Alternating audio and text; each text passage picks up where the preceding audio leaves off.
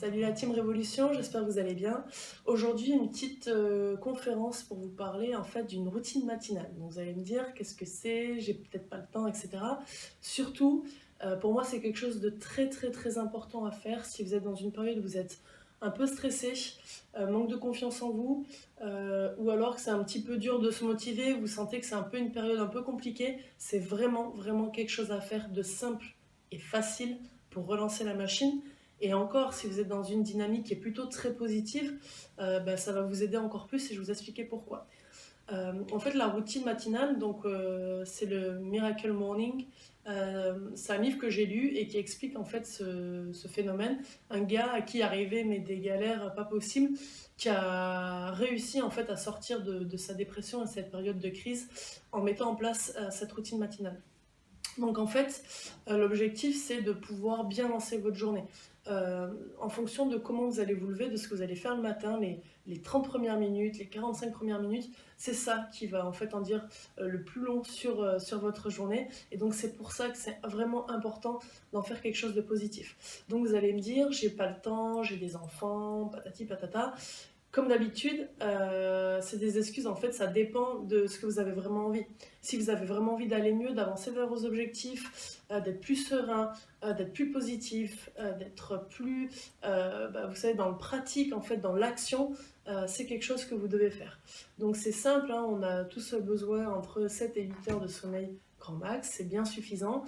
L'idéal, c'est de vous coucher déjà une demi-heure plus tôt et du coup de vous réveiller une demi-heure plus tôt pour mettre ça en place. Cette routine matinale, elle se compose de 6 petits exercices à faire et en fonction du temps que vous avez à y accorder, entre 25 minutes et 1 heure, hein, pour ceux qui ont beaucoup de temps et qui prennent plaisir à faire ça, c'est jouable, d'accord? Donc du coup, vous divisez un peu votre temps en fonction. Donc il y a 6 choses à faire. La première, ça va être de la relaxation méditation. Donc moi, c'est quelque chose que je ne connais pas du tout. À ce sujet, je vous conseille l'application Petit Bambou. Donc là, en fait, l'idée, c'est juste de se relaxer, de se mettre dans une pièce au calme. Si vous avez des enfants, que c'est un peu la galère, le mari qui dort encore dans la chambre, allez vous isoler, pourquoi pas, dans la salle de bain. Et là, l'objectif, c'est juste prendre du temps pour soi et se concentrer sur sa respiration. Donc mettez-vous dans une position confortable, fermez les yeux, essayez de ressentir l'air qui va passer, etc. Si vous avez du mal avec ça, utilisez l'application Petit Bambou dont je vous ai parlé, ou encore faites cet exercice de respiration où vous allez respirer en 4 temps, inspirer en 4 temps, bloquer 2 secondes et expirer en 4 temps.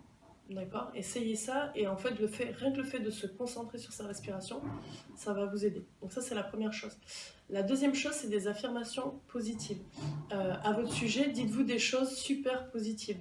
Ce que vous avez fait dans la semaine, la personne que vous êtes, voilà, des choses que, au fond, même si vous avez du mal, des fois on a du mal à se dire des choses positives sur soi, vous avez plein de qualités, vous avez fait plein de belles choses dans votre vie, vous êtes en train de faire de belles choses, donc il faut se le dire, d'accord? C'est la deuxième chose. Le troisième exercice, c'est la visualisation positive, c'est un de mes préférés. C'est un que j'utilisais notamment avant les matchs de championnat du monde si j'étais un petit peu stressée, etc., pour me mettre en confiance. L'idée, c'est de se projeter, par exemple, si vous avez un objectif de perte de poids ou un objectif professionnel, c'est de se visualiser en ayant réussi l'objectif. Comment vous vous sentez, qu'est-ce qu'il y a autour de vous, comment vous êtes, voilà, vous voyez faire. Moi, par exemple, pour le hockey, du coup, pour vous donner une image, j'imaginais mon match, comment ça se passait, je me voyais, j'étais en confiance, quel regard j'avais, qu'est-ce que je faisais sur le terrain, je gagnais le duel, je relançais ma copine qui partait marquer, etc. Ressentir la joie quand on marque le but. Et ça, même en parlant, ça me donne le sourire. C'est ces exercices qui sont marrants à faire et qui m'aident vraiment de se projeter comme ça dans du positif. On reçoit vraiment des émotions vraiment très positives. La quatrième, c'est de l'exercice. Donc vous allez me dire, j'ai peut-être pas forcément le temps, 10 minutes ça va pas changer grand chose, mais vous pouvez essayer de trouver 10 minutes d'exercice, que ce soit abdominaux, fessiers, qui ne fassent pas forcément transpirer, mais qui vous mettent déjà un petit peu qui réveillent votre corps.